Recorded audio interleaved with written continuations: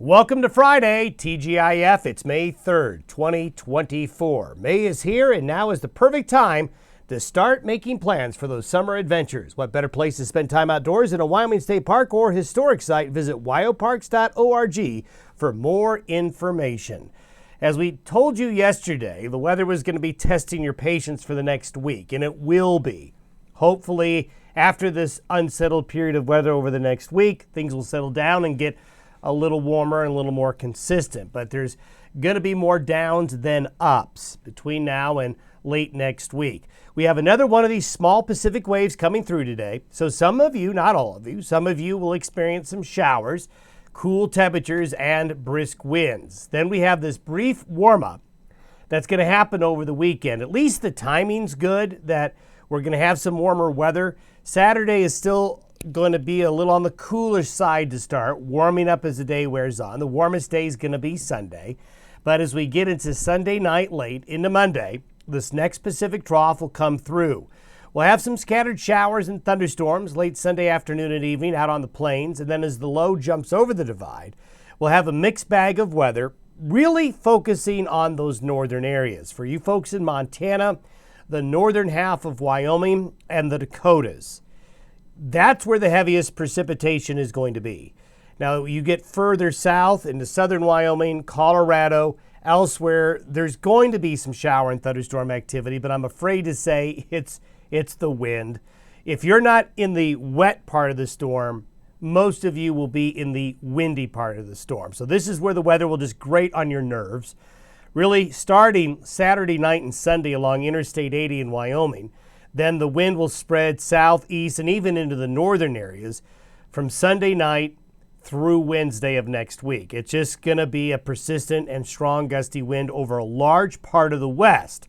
So if any of you are going to be driving an RV, pulling a trailer, doing that type of thing in this region, you're going to need to watch that wind because that low, when they track up north, you get a lot of wind along Interstate 80, I-25, we're also I-70, but you're also going to get a lot of wind around I-40 and eventually up and along Interstate 90, even the northern areas as well.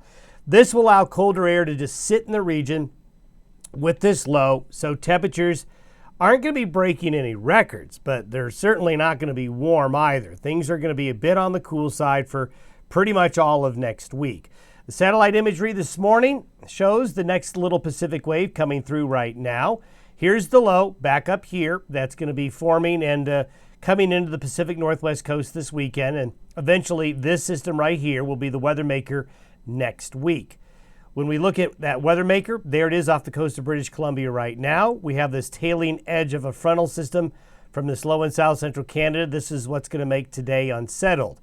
Just a little bit of shower activity. This looks just like the maps I've shown you all week. There's going to be some showers moving through along an axis right here, showers and thunderstorms out on the plains. Doesn't look like anything severe today. And then here's the increasing rain that's coming in between now and Saturday morning along the west coast into the Pacific Northwest. Then going with the temperatures, these are the highs for tomorrow. So they're not real warm, but they're warmer. 50s and 60s will be commonplace. You can see the heat building into the deserts, and this is the heat that gets pushed northeastward on Sunday. So on Saturday, as the low comes in and gets closer, it draws this warmer air up from the deserts. So we have a brief moment where a southwest wind aloft ahead of the low will warm us up.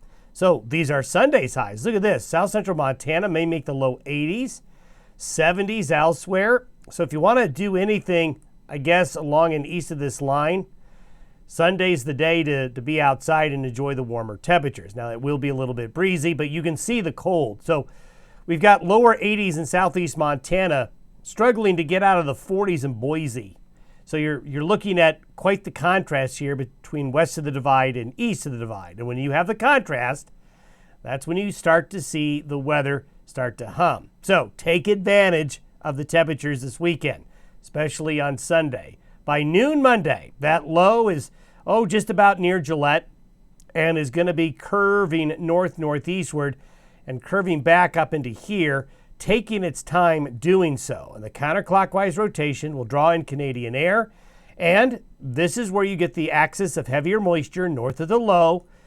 Northwest of the lows is where the heavier moisture will get concentrated. Then the strong jet stream winds perpendicular to the front range. That means wind on the southern edge. And we'll have severe thunderstorms breaking out early next week across the upper Midwest as that system pushes on through. This is by Tuesday. So see where the system isn't going very far? Monday, Tuesday. So it's just going to continue to hang around the region.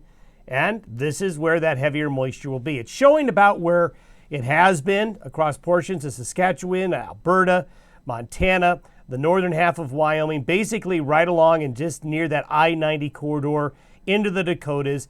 Wraparound moisture gets into the mountains of Wyoming, Utah, and Idaho. Notice we have this little area right here. This is a downslope zone. So this is because of the wind. So you're not going to be able to get much moisture because of the air going downhill, downslope. Downsloping causes the air to dry out. So you're going to see the heaviest moisture in the northern areas. Could be pretty significant when you look at those rainfall totals, but also the Black Hills. This is a situation where I think the Black Hills of Wyoming and South Dakota, the higher Black Hills will be hit with some spring snows. Look at the Bighorns. Bighorns could really, actually, this is quite a good situation for the high Bighorns to see quite a bit of snow. The Beartooth Mountains as well, the Yellowstone Plateau back in the mountains of Montana, then the northwest winds aloft. This is a good way to make it snow in the southern mountains of Wyoming and northern Colorado as well. Then the downslope east of the divide, and there's the downsloping winds. Will this reach the level of the windstorm we had in early April that was so destructive? No, it's not quite the same scenario, but this is a prolonged period of strong winds. Where you see the orange and the brighter red colors here over this large area, you can just see that there's going to be a lot of the west over a 4 to 5 day period that's going to be very persistently windy with this low sitting up here. But even as the low intensifies, these areas here will be impacted by high winds as well. This is a not very pretty looking forecast. By late next week, by next Friday, the system really doesn't do much in terms of movement. It's still kind of hanging around. And if you follow the wind flow, notice those black little wind barbs coming from the north. So if the door's open to Canada, obviously you're going to be cooler. So this will keep a persistently cool forecast in place all of next week and into at least the start of Mother's Day weekend. Maybe we can get lucky on Mother's Day and start to warm up, but through Saturday of next weekend, expect below average temperatures. And these are the weekly anomalies. If you add up the next 7 days and you see the blue and the green, that means temperatures compared to the 30-year average will be below normal in the blue, well below normal in the green. And so this is a lot of real estate where the colder air is going to be piling in behind that trough of low pressure. So don't put the jackets away just yet. Have yourself a good weekend despite that forecast. We'll see you on Monday.